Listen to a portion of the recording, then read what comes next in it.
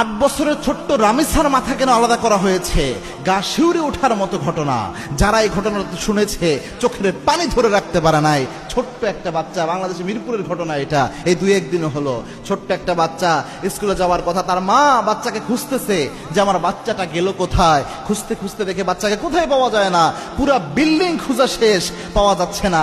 অবশেষে দেখলো পাশের ফ্ল্যাটের সামনে ছোট্ট বাচ্চার একটা জুতা দেখা যায়, একটা জুতা পরে আছে।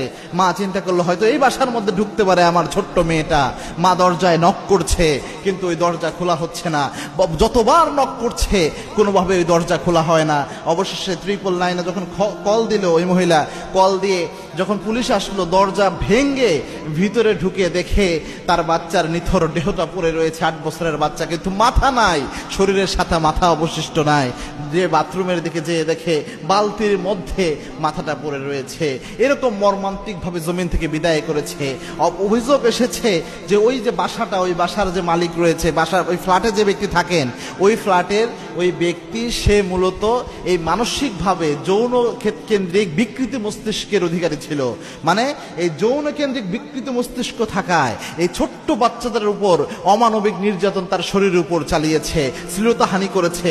অবশেষে প্রমাণকে লুকানোর জন্য এইভাবে তাকে জমিন থেকে বিদায় করে দেওয়া হয়েছে। 8 বছরের ছোট্ট রামিসার মাথা কেন আলাদা করা হয়েছে? গা শিউরে ওঠার মতো ঘটনা।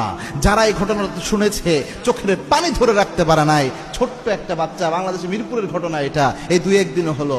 ছোট্ট একটা বাচ্চা স্কুলে যাওয়ার কথা, তার মা বাচ্চাকে খুঁজতেছে যে আমার বাচ্চাটা গেল কোথায়। খুঁজতে খুঁজতে দেখে বাচ্চাকে কোথায় পাওয়া যায় না, পুরা বিল্ডিং খোঁজা শেষ, পাওয়া যাচ্ছে না।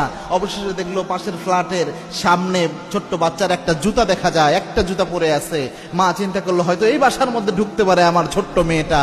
মা দরজায় নক করছে, কিন্তু ওই দরজা খোলা হচ্ছে না। যতবার নক করছে কোনোভাবে ওই দরজা খোলা হয় না।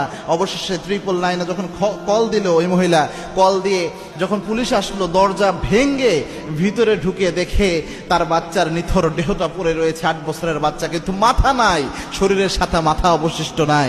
যে বাথরুমের দিকে যেয়ে দেখে বালতির মধ্যে মাথাটা পড়ে রয়েছে। এরকম মর্মান্তিক ভাবে জমিন থেকে বিদায় করেছে। অভিযোগ এসেছে যে ওই যে বাসাটা, ওই বাসার যে মালিক রয়েছে, বাসার ওই ফ্ল্যাটে যে ব্যক্তি থাকেন, ওই ফ্ল্যাটের ওই ব্যক্তি সে মূলত এই মানসিকভাবে যৌন কেন্দ্রিক বিকৃত মস্তিষ্কের অধিকারী ছিল। মানে এই যৌন কেন্দ্রিক বিকৃত মস্তিষ্ক থাকায় এই ছোট্ট বাচ্চাদের উপর অমানবিক নির্যাতন তার শরীরের উপর চালিয়েছে, শ্লীলতাহানি করেছে। অবশেষে প্রমাণকে লুকানোর জন্য এইভাবে তাকে জমিন থেকে বিদায় করে দেওয়া হয়েছে।